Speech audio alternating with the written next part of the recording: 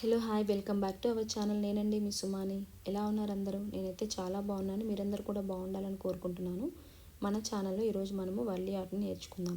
దీనికోసం నేను 3 క్యాన్వాస్ షీట్స్ని చూస్ చేసుకున్నా. ఈ క్యాన్వాస్ షీట్స్కి ఎడ్జెస్లో పెన్సిల్ని యూస్ చేసి స్ట్రైట్ లైన్స్ని డ్రా చేశాను.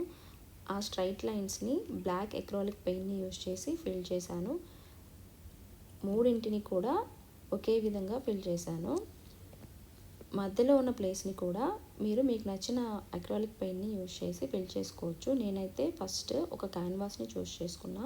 దానిపైన ఎల్లో అండ్ ఆరెంజ్ పెయింట్స్ని యూజ్ చేసి 2 కలర్ షేడ్ వచ్చేలాగా ఇదిగోండి ఇలాగా పెయింట్ చేసుకున్నాను. ఇది కంప్లీట్గా డ్రై అయిపోవాలి.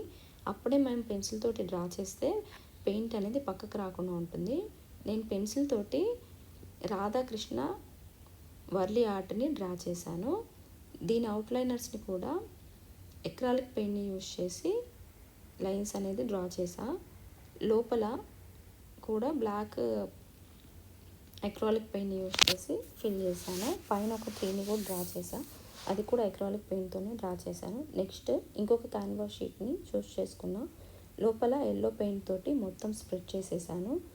స్ప్రెడ్ చేసేసి అది కూడా కంప్లీట్గా డ్రై అయిపోయే వరకు వెయిట్ చేసిన తర్వాత పెన్సిల్ తీసుకొని దీని మీద డ్రా చేసుకున్నా. మీ దగ్గర ఏవైనా సర్కిల్ ట్రయాంగిల్ షేప్ ఉంటే ఈ డ్రాయింగ్ అనేది చాలా ఈజీగా అయిపోతుందండి.